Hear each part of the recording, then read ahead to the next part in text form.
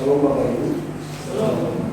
Mari kita membuka firman Tuhan pada pagi hari ini di dalam kitab Keluaran pasal 13 ayat 20 sampai dengan ayat yang ke-22. Lalu kemudian nanti di pasal 15 ayat 22 sampai dengan ayat yang ke-27. Dan bagian yang ketiga Yesaya 7 ayat yang ke-14.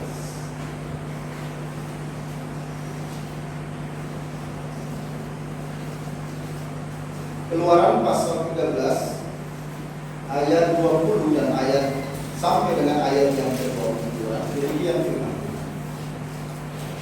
Demikianlah mereka berangkat dari Sukot dan berkemah di Etam di tepi padang gurun. Tuhan berjalan di depan mereka pada siang hari dalam tiang awan untuk menuntun mereka di jalan, dan pada waktu malam dalam tiang api untuk menerangi mereka, sehingga mereka dapat berjalan siang dan malam dengan tidak beralih. Tiang awan itu tetap ada pada siang hari dan tiang api pada waktu malam di depan bangsa itu. Pasal 15 ayat 22 sampai dengan ayat yang ke-27. Saya bacakan demikian firman Tuhan. Musa menyuruh orang Israel berangkat dari laut Tebrau, lalu mereka pergi kepada Gunung Suk. 3 hari lamanya mereka berjalan di padang gurun itu dengan tidak mendapat air. Sampailah mereka ke Mara, tetapi mereka tidak dapat meminum air yang di Mara itu karena pahit rasanya. Itulah sebabnya dinamai orang tempat itu Mara. Lalu bersungut-sungutlah bangsa itu kepada Musa. Kata mereka, apakah yang akan kami minum? Musa berseru-seru kepada Tuhan, dan Tuhan menunjukkan kepadanya sepotong kayu. Musa melemparkan kayu itu ke dalam air, lalu air itu menjadi manis. Di sanalah diberikan Tuhan ketetapan-ketetapan dan peraturan-peraturan kepada mereka, dan di sanalah Tuhan mencoba mereka. Firman-Nya, jika kamu sungguh-sungguh mendengarkan suara Tuhan Allah dan melakukan apa yang benar di matanya, dan memasang telingamu kepada perintah-perintahnya, dan tetap mengikuti segala ketetapannya, maka aku tidak akan menimpakan kepadamu penyakit manapun yang telah kutimpakan kepada orang Mesir, sebab aku Tuhanlah yang menyembuhkan engkau. Sesudah itu sampailah mereka di Elim. Di sana ada 12 mata air dan 70 pohon kurma. Lalu berkemahlah mereka di sana di tepi air itu. Amin.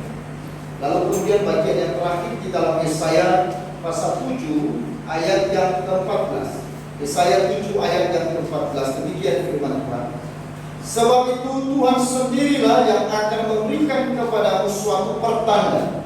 Sesungguhnya seorang perempuan muda mengandung dan akan melahirkan seorang anak laki-laki, dan ia akan menamakan dia Immanuel. Amin. Berbahagialah kita saudara-saudara yang dikasihi oleh Tuhan, yang pada pagi hari ini boleh ada di rumah Tuhan. Tepatnya kita ada di akhir yang kedua, dan kita adalah orang yang lebih berbahagia yang percaya dan melakukan setiap firman. Saudara-saudara, ada seorang gadis mengundang pastornya datang ke rumah untuk mendoakan ayahnya yang sedang sakit.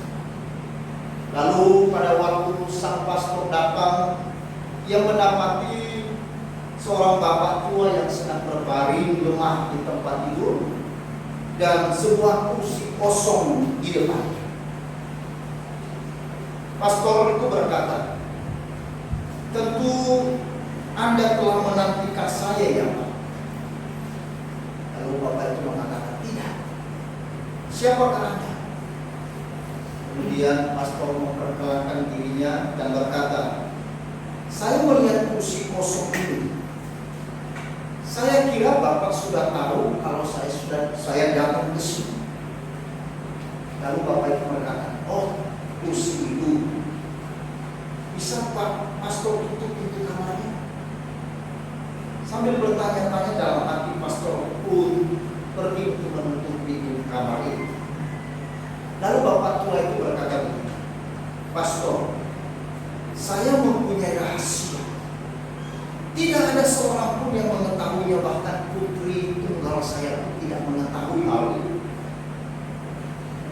Pastornya penasaran, apa rahasia?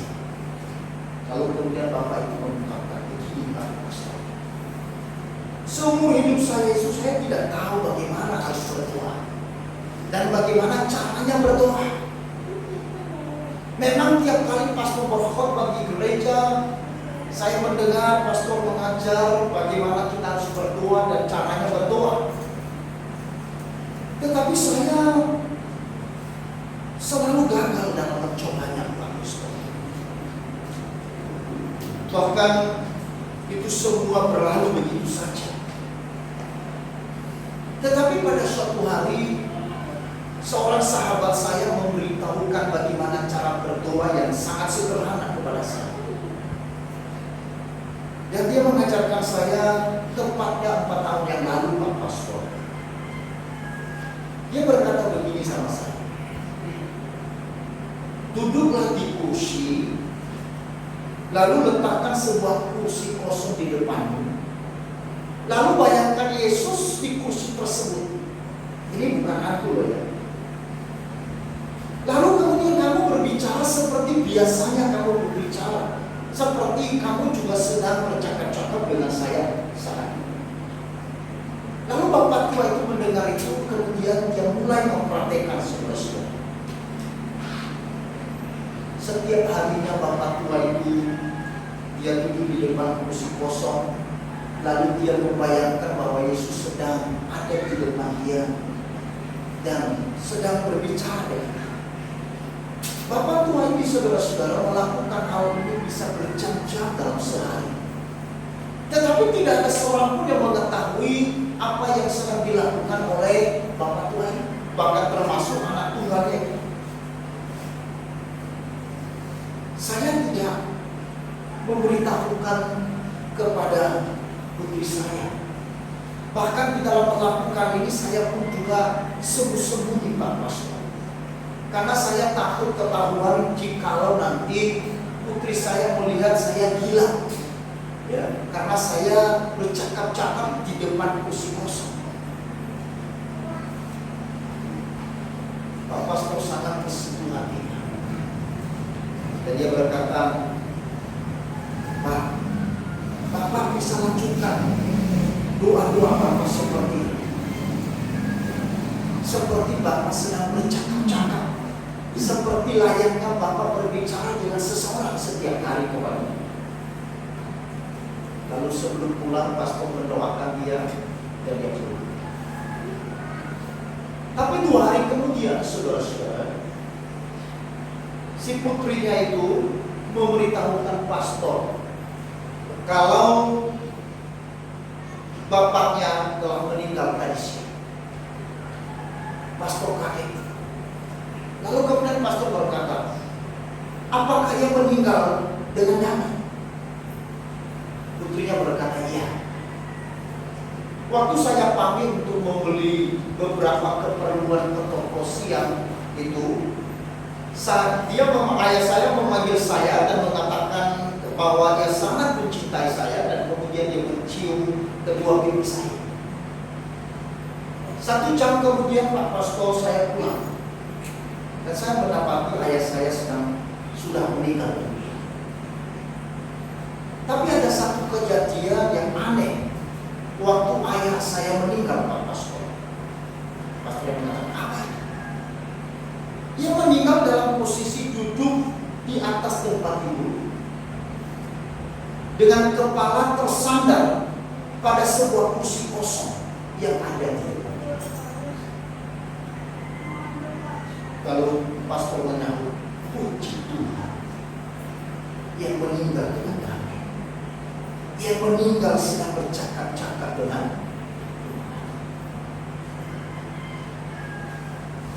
saudara-saudara yang dikasih oleh Tuhan.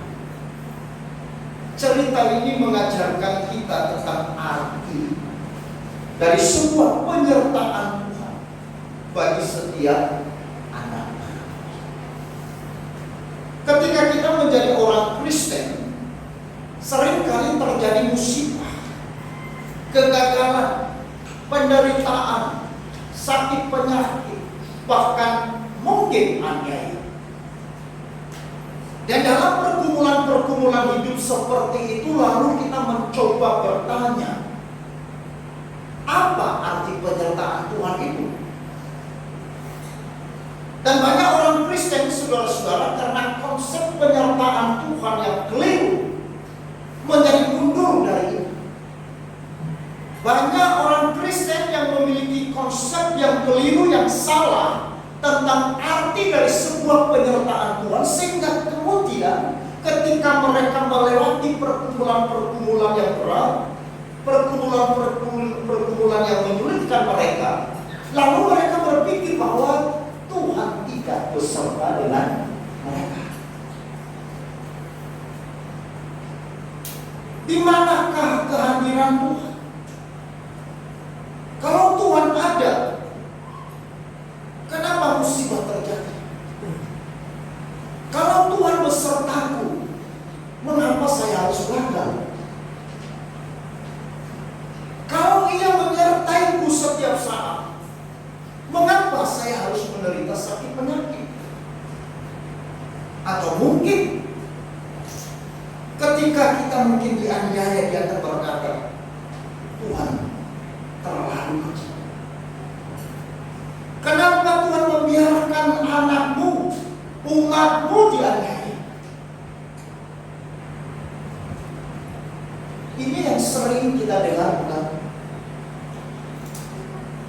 Dan mungkin ini menjadi pertanyaan-pertanyaan kita juga.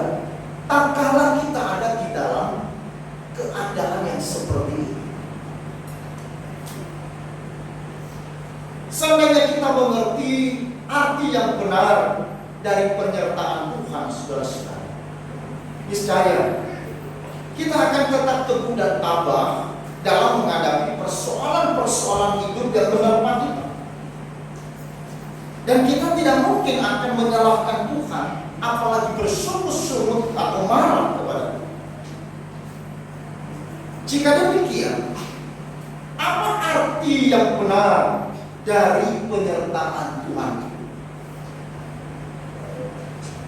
Penyertaan Tuhan, Bapak Ibu, bukan berarti bahwa Tuhan menjamin hidup umatnya dan bebas dari usaha. Saya ulang. Penyertaan Tuhan bukan berarti bahwa Tuhan menjamin hidup umatnya bebas dari masalah, bebas dari kesulitan, bebas dari sakit penyakit, bebas dari kegagalan dan kerugian, bebas dari aniaya. Tidak. Alkitab menceritakan kepada kita bahwa sejak bangsa Israel dibebaskan oleh Tuhan dari tanah Mesir di bawah pimpinan Musa, Tuhan selalu menuntut umatnya, Tuhan menyertai umatnya. Di dalam ayat pasal 13 ayat 20 dan 21 tadi sudah sampai 22, saya baca ulang kepada kita.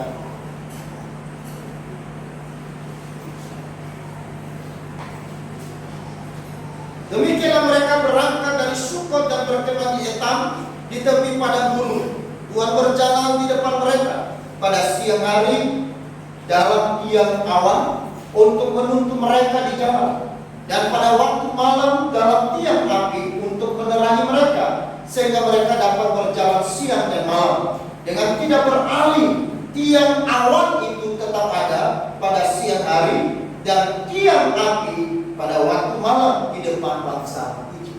Saudara perhatikan di sini bahwa Tuhan 100% menyertai umat Israel. Siang dan malam Tuhan beserta dengan mereka. Siang dan malam Tuhan menyertai mereka. Tandanya apa? Yaitu dengan adanya tiang awan maupun tiang api. Tuhan menjamin bahwa Ia menyertai kita.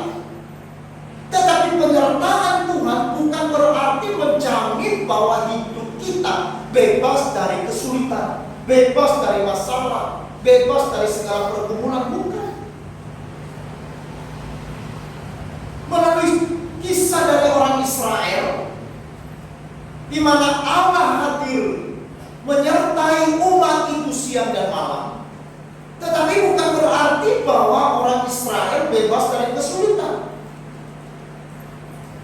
Karena kita melihat dengan jelas bahwa justru dalam perjalanan mereka keluar dari Mesir menuju ke tanah perjanjian, yaitu tanah Kanaan, mereka menghadapi berbagai masalah dan kesulitan. Termasuk di saat ini mereka sedang ada problem, ada kesulitan. Saudara-saudara yang dikasihi oleh Tuhan, walaupun Tuhan menyertai umat Israel, itu bukan berarti bahwa Ia menjaga kita sedemikian rupa sampai tidak ada satu masalah yang datang. Banyak orang punya konsep yang salah, yang keliru tentang penyertaan Tuhan dengan mengartikan bahwa Allah yang menyertai itu adalah Allah yang menjaga kita sedemikian rupa sehingga tidak ada satupun masalah yang akan dihadapi oleh orang percaya. Seringkali saudara-saudara pengajaran ini diberitakan di mimbar, seolah-olah kalau kita menjadi orang Kristen, maka itu saatnya kita sudah bebas dari masalah di dunia ini. Seolah-olah sejak kita memutuskan menjadi orang percaya dan mengikut Yesus, lalu kemudian kita berpikir bahwa sejak itu hidupku sudah aman, karena tidak ada satupun masalah yang akan menerpa hidupku ke depan. Apa begitu? Tidak. Justru saudara-saudara, ketika Tuhan memanggil umat Israel keluar dari Mesir, memang di Mesir mereka menghadapi pergumulan, permasalahan, kesulitan karena sedang diperbudak di Mesir. Tetapi bukan berarti bahwa ketika mereka bebas, dibebaskan oleh Tuhan sendiri, oleh kuasa dan tangan Tuhan sendiri, karena keluarnya mereka dari Mesir bukan inisiatif dari umat itu, bukan inisiatif dan kehendak dari seorang Musa, tetapi itu adalah inisiatif dan perintah Tuhan kepada Musa untuk membawa keluar umat Israel di tanah Mesir kembali ke tanah perjanjian. Nah, saudara-saudara, Tuhan sendiri yang memberikan perintah untuk mereka keluar dari Mesir. Tuhan sendiri juga yang menuntun perjalanan mereka dari Mesir ke Kanaan. Tuhan yang berjalan di depan mereka melalui pimpinan dari tiang awan maupun tiang api. Tapi nyatanya saudara-saudara, belum beberapa hari mereka sudah menemui masalah. Mereka menghadapi kesulitan. Saudara-saudara, penyertaan Tuhan bukan berarti bahwa Tuhan menjamin hidup umatnya berkecukupan senantiasa. Keluaran 15 ayat 24. Mari kita baca bersama-sama. Keluaran pasal 15 ayat 24. Kita baca 1, 2, 3. Lalu bersungut-sungutlah bangsa itu kepada Musa, kata mereka, apakah yang akan kami minum?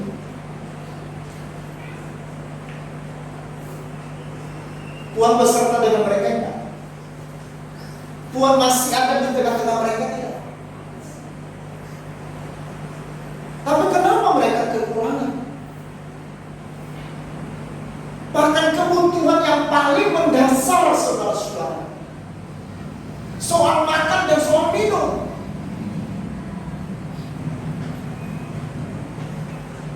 bukan kebutuhan yang luks, bukan kebutuhan mewah yang dibutuhkan oleh Israel. Bukan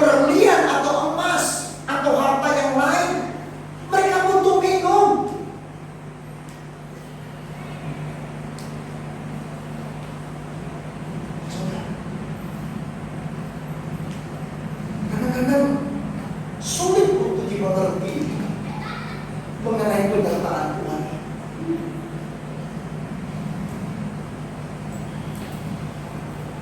Secara manusia, saudara-saudara, wajar tidak mereka marah? Wajar saja. Mengapa? Karena waktu mereka keluar dari Mesir, mereka punya harapan bahwa hidup mereka sudah bebas dari kesulitan. Kalau mereka masih di Mesir, wajar dong mereka di dalam kekurangan. Wajar kalau mereka haus. Wajar kalau mereka lapar terus. Karena mereka lagi diperbudak, dipekerjakan roti di sana. Tetapi ini mereka sudah bersama dengan Tuhan. Masalahnya, kalau waktu mereka masih di Mesir, mungkin mereka masih menerima. Bukankah Musa datang kepada mereka tanpa mereka undang? Bukankah Musa datang ke Mesir tanpa mereka tahu bahwa Musa akan datang membawa berita pembebasan kepada mereka? Dan Musa memberikan janji kepada mereka bahwa mereka akan kembali ke tanah perjanjian yang sudah dijanjikan kepada nenek moyang mereka, yaitu tanah Kanaan yang melimpah susu dan madu. Maka tak kalah hari pembebasan terjadi, hari kemerdekaan bagi mereka. Mereka bersorak-sorai, mereka bersuka cita, mereka menaruh harapan bahwa nasib kita berubah, keadaan kita berubah, tidak seperti selama di Mesir kurang lebih 430 tahun. Saatnya kita akan menuai sebuah keadaan yang lebih baik. Paling tidak, ya, kita akan makan lebih banyak dari di Mesir, ya toh. Paling tidak kita akan minum sepuasnya. Tetapi nyatanya baru beberapa hari saja mereka keluar dari Mesir. Apa yang terjadi, saudara-saudara? Mereka justru kekurangan sebuah kebutuhan yang paling mendasar, yaitu apa? Air.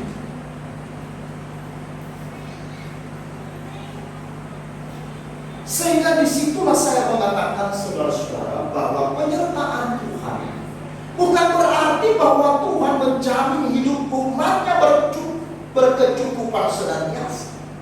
Salah besar. Kalau ada yang mengatakan kalau engkau menjadi orang Kristen, kalau engkau percaya Yesus, engkau akan makmur, engkau akan kaya raya, engkau akan berkelimpahan. Saudara-saudara, 10 tahun terakhir, saudara-saudara, dunia disesatkan dengan teologi, namanya teologi kemakmuran, yang bersumber dari Kanada, di Toronto, Kanada. Lalu kemudian gereja-gereja di seluruh dunia mengadopsi, bahkan itu dijadikan sebagai doktrin utama, pengajaran yang paling mendasar, pengajaran yang paling begitu baik, pengajaran yang diminati oleh banyak orang, pengajaran yang begitu disenangi oleh orang. Saudara-saudara, kenapa? Karena ini manusia yang sudah jatuh dalam dosa. Karena manusia, saudara-saudara, masih berorientasi kepada apa? Kepada sesuatu yang jasmani. Maka waktu gereja memberitakan bahwa kalau kau percaya Yesus, engkau akan makmur. Kalau engkau menjadi orang Kristen, engkau akan kaya. Siapa yang tidak mau?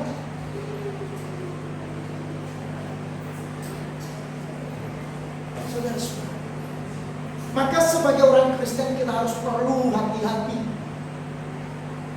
Jangan telan bulat-bulat ajaran-ajaran yang tidak bertanggung jawab, yang menina-bobokkan engkau dan kemudian engkau menyesal dan engkau marah seperti orang Israel. Musa menjanjikan itu, saudara-saudara, tetapi mereka salah menafsir. Mereka telah gagal paham mengerti mengenai janji Tuhan kepada mereka. Memang Tuhan menjanjikan bahwa mereka akan menikmati tanah Kanaan yang berlimpah susu dan madu. Tetapi bukan berarti mereka menikmati secara instan, secara spontan, tanpa ada sebuah perjuangan dan kerja keras. Saudara-saudara, banyak orang, saudara-saudara, mau diberkati Tuhan. Banyak orang mau ingin surga, ingin selamat, saudara-saudara. Tetapi tidak ada yang rela bayar harga.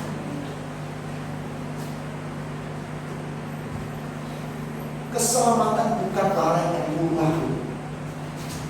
Surga bukan barang gampangan, Bapak Ibu.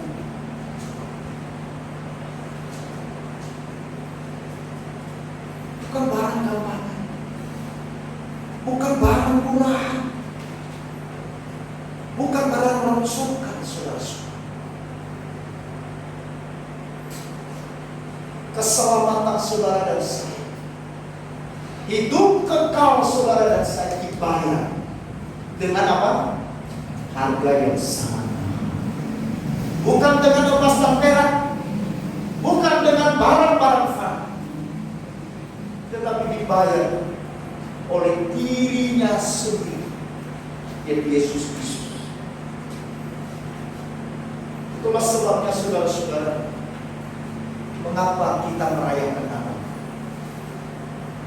Karena kita sedang mengingat bagaimana Tuhan hadir di tengah-tengah dunia, membayar harga yang seharusnya saudara harus bayar. Dia rela turun ke dalam dunia karena ia mau menyertai umat. Saudara-saudaraku yang terkasih dalam Tuhan, janganlah kita mengukur penyertaan Tuhan dari banyaknya materi yang kita punyai atau kita tidak punya. Itu juga bukan ukuran dari iman seseorang. Kalau secara materi orang beriman, kalau secara materi itu orang kaya, orang beriman. Kalau miskin, orang berdosa. Iya dong. Acap kali kita dihakimi, saudara-saudara, ketika kita menderita, ketika kita ada masalah, ketika ada dalam kesulitan, ketika kita miskin, lalu ada orang menuduh kita, kamu sih nggak punya iman, kamu sih orang berdosa.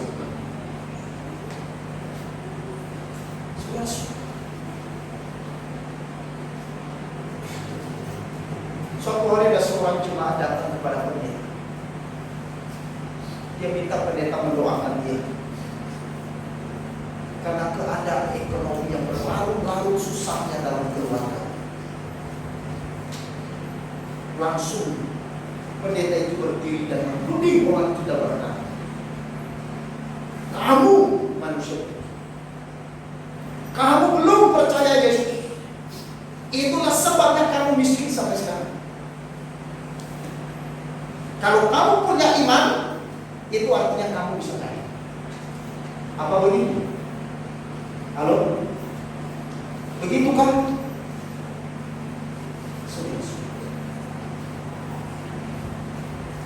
Bukan ukuran materi, ukuran dari iman kita, juga bukan ukuran penyertaan Tuhan. Karena ada berkat atau tidaknya, saudara-saudara. Karena sehat atau sakitnya.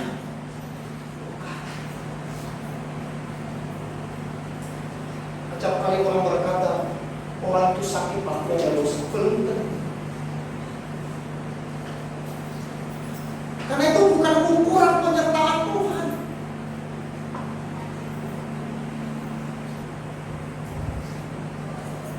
Penyertaan Tuhan bukan karena hal-hal yang baik saja.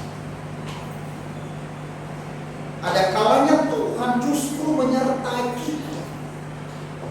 Dikala kita justru ada di padang gurun. Penyertaan Tuhan itu menjadi nyata justru banyaknya di padang gurun. Waktu engkau senang-senang, jujur, ingat Tuhan kan? Mungkin ingat tapi sedikit, ya kan? Karena engkau sedang menikmati kesenanganmu. Tetapi waktu engkau sedang di dalam masalah dan pergumulan, biasanya engkau selalu komat kami dengan siapa? Setiap hembusan nafas itu, akan bahkan denyut jantungmu pun selalu bagi namamu. Nah, saya sekarang mau tanya, kehadiran Tuhan banyak hadir di mana? Sebenarnya sama, tapi kita merasakan justru Tuhan hadir selalu di saat-saat di padang gurun. Maka apakah sesungguhnya arti dari penyertaan Tuhan? Penyertaan Tuhan berarti Tuhan hadir dan berfirman kepada umat-Nya. Penyertaan Tuhan artinya Tuhan hadir dan berfirman kepada umat. Keluaran 15 ayat 20.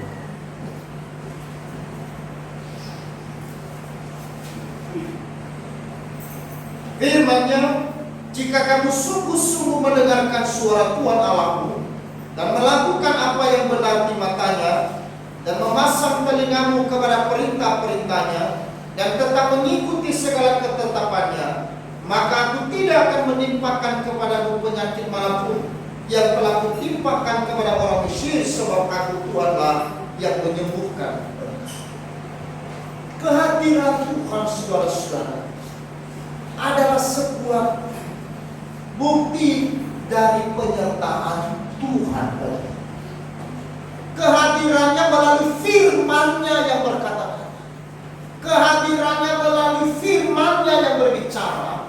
Itulah penyertaan Tuhan. Sulit sekali bagi bangsa Israel untuk mengerti penyertaan Tuhan. Perasaan bahwa Tuhan tidak menolong mereka dari kesulitan membuat mereka menjadi kecewa dan marah. Mereka lupa bahwa Tuhan selalu hadir bagi mereka. Artinya bahwa Tuhan tahu masalah yang sedang mereka hadapi. Tuhan tahu kesulitan yang sedang mereka alami.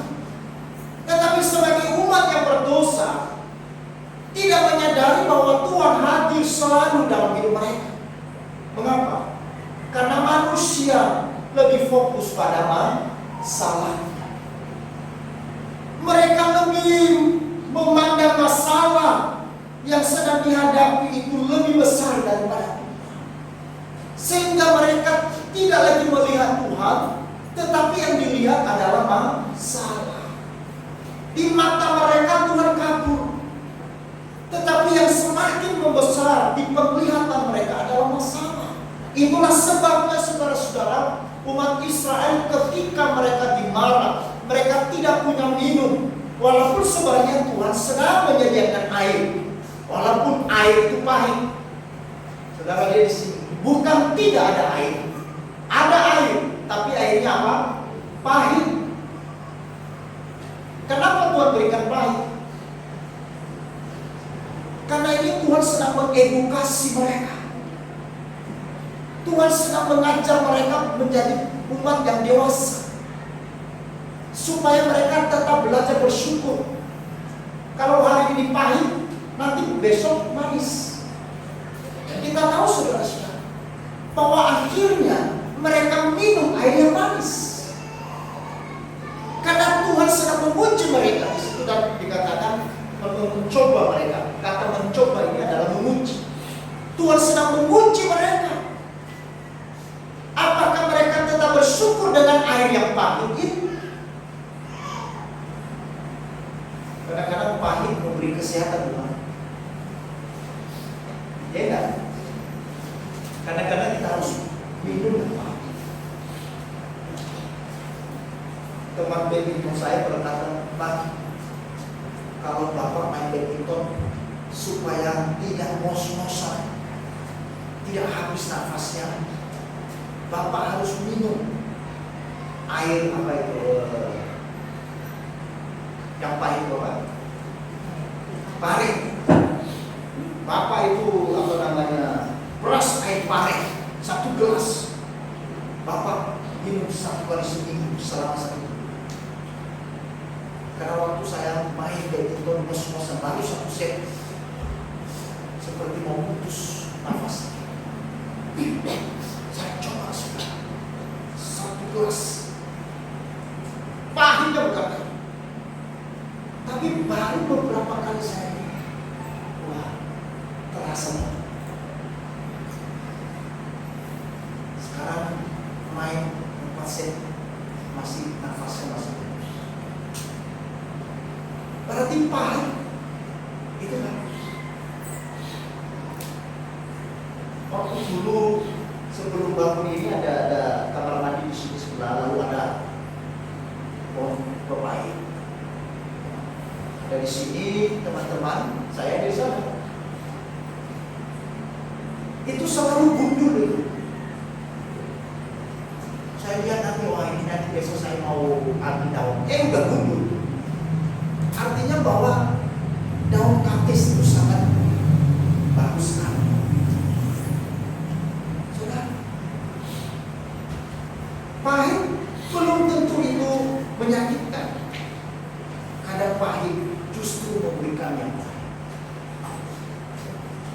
Saudara-saudara, masalah hadir kadang-kadang membuat kita melihat masalah itu seperti monster.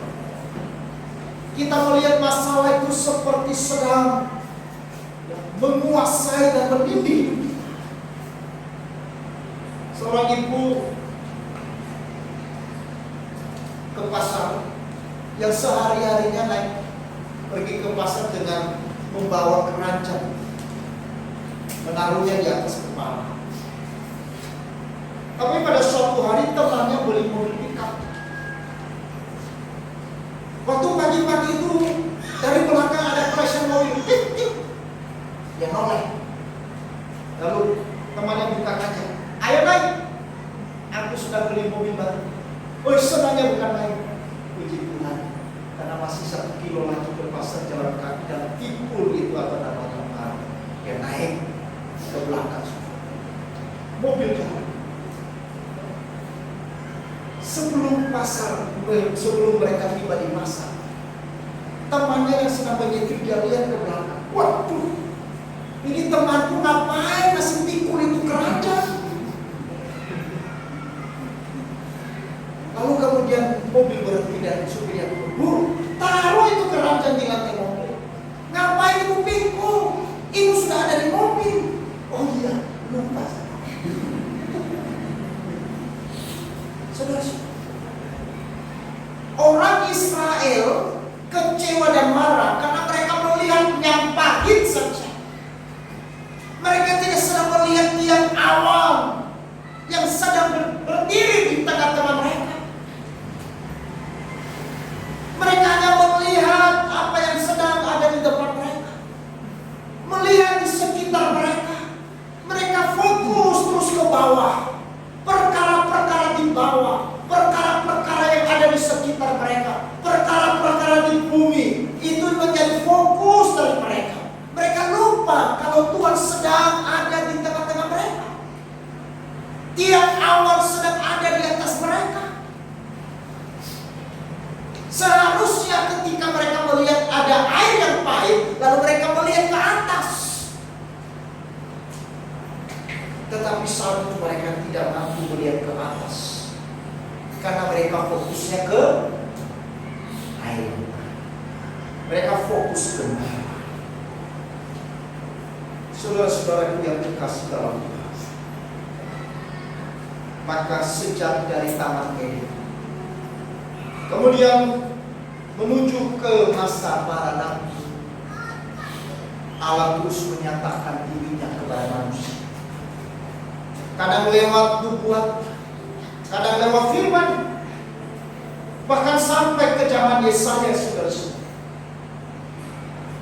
Lalu kemudian Yesaya menubuatkan mengenai seorang Mesias yang kita baca tadi di dalam Yesaya pasal 7 ayat 14. Mari kita baca bersama-sama. Pasal 7 ayat 14. 1, 2. Sebab itu Tuhan sendiri yang akan memberikan kepadamu suatu pertanda. Sesungguhnya seorang perempuan muda mengandung dan akan melahirkan seorang anak laki-laki, dan ia akan menamakan dia apa? Immanuel. Sekali lagi Allah kembali menyatakan dirinya sebagai Allah yang menyertai. Di sini kemudian Tuhan mengingatkan kepada umat manusia melalui Nabi Yesaya bahwa Allah yang sudah ada sejak dari zaman dahulu, sejak dari kekekalan, yang menyatakan dirinya kepada Adam dan Hawa, yang menyatakan dirinya kepada Abraham, kepada Musa, dan kemudian sekarang Yesaya harus menubuatkan bahwa Tuhan yang kita sembah itu adalah Tuhan yang Immanuel. Tetapi manusia yang berdosa sulit mengerti, sulit merasa Tuhan yang hadir dan menyertai.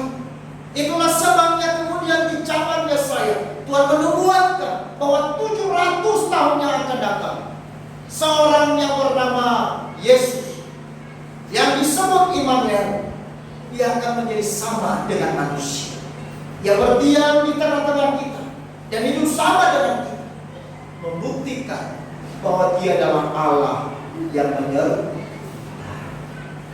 Dia adalah Immanuel. Kehadirannya kepada kita, kehadiran firman-Nya kepada kita, sebenarnya itu adalah bukti dari penyertaan. Saudara-saudara yang dikasihi oleh Tuhan, yang kita butuhkan di dalam hidup kita adalah penyertaan Tuhan. Karena penyertaan Tuhan itu yang memampukan kita untuk melewati setiap perjalanan yang berliku-liku, sebuah perjalanan yang mungkin tidak begitu baik, mungkin perjalanan yang kita lewati dengan lembah dan tetapi mari kita sadar, kita meyakini bahwa Allah kita Immanuel, Allah yang menyertai kita. Yang menyertai bukan hanya pada saat-saat kita diberkati, pada saat-saat perjalanan kita baik, tetapi pada saat-saat hal yang buruk sekalipun, Dia pun adalah Immanuel. Dia pun juga hadir menyertai saudara.